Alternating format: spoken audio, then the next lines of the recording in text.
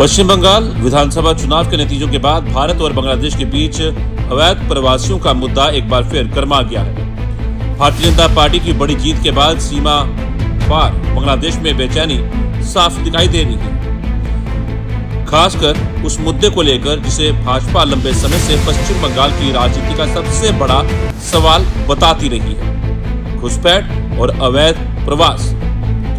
अब भारत सरकार ने इस पर बेहद स्पष्ट और कड़ा रुख अपनाया है। विदेश मंत्रालय के प्रवक्ता रणधीर जायसवाल ने साफ कहा कि ये पुशबैक नहीं बल्कि रिपेट्रिएशन यानी प्रत्यावर्तन का मामला है। इसका मतलब उन लोगों को उनके देश वापस भेजना जो अवैध रूप से भारत में रह रहे हैं।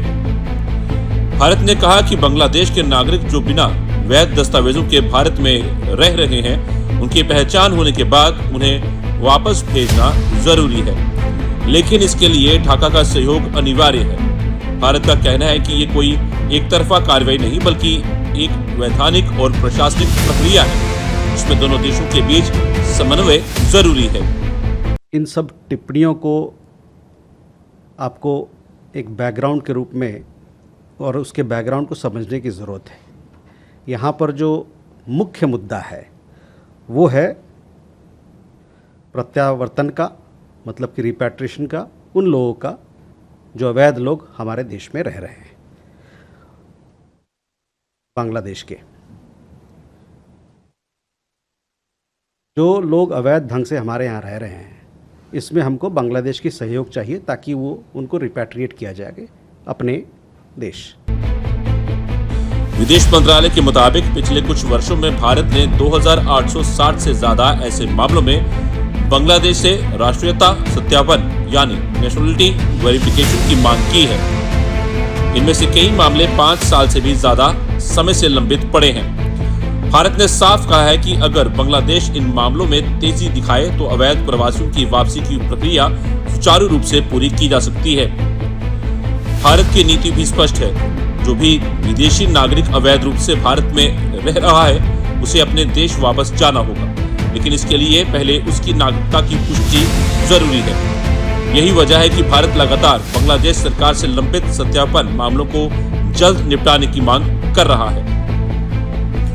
यह पूरा विवाद तब और तेज हो गया जब बांग्लादेश के गृह मंत्री और विदेश मंत्री की ओर से बयान आए कि पश्चिम बंगाल में सत्ता परिवर्तन के बाद भारत संदिग्ध प्रवासियों को धक्का देकर बांग्लादेश भेज सकता है। इस आशंका के बाद बॉर्डर गार्ड बांग्लादेश यानी BGB को भी अलर्ट पर रहने के निर्देश दिए गए हैं।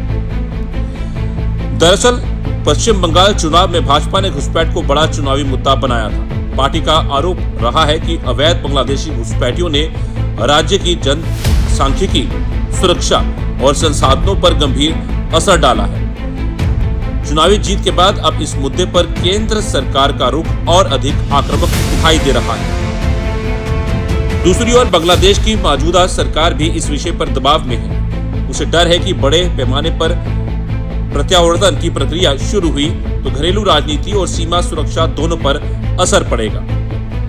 हालांकि हाल के महीनों में दोनों देशों के रिश्तों को सामान्य बनाने की कोशिश भी हुई है। एस जयशंकर और अजीत डोवाल ने हाल ही में बांग्लादेशी नेतृत्व से मुलाकात की थी, लेकिन अवैध प्रवास का मुद्दा एक बार फिर रिश्तों में तनाव का बड़ा कारण बनता दिख रहा है। अब सबसे बड़ा सवाल यही है कि क्या बांग्लादेश जानबूझकर अपने नागरिकों की पहचान में देरी कर रहा है ताकि उन्हें वापस न लेना पड़े, और क्या भारत इस बार इस मुद्दे पर निर्णायक कार्रवाई की तैयारी में है। आने वाले दिनों में यही तय करेगा कि यह मामला केवल कूटनीतिक तनाव रहेगा या फिर बड़ा राजनीतिक और सीमा विवाद बन जाएगा।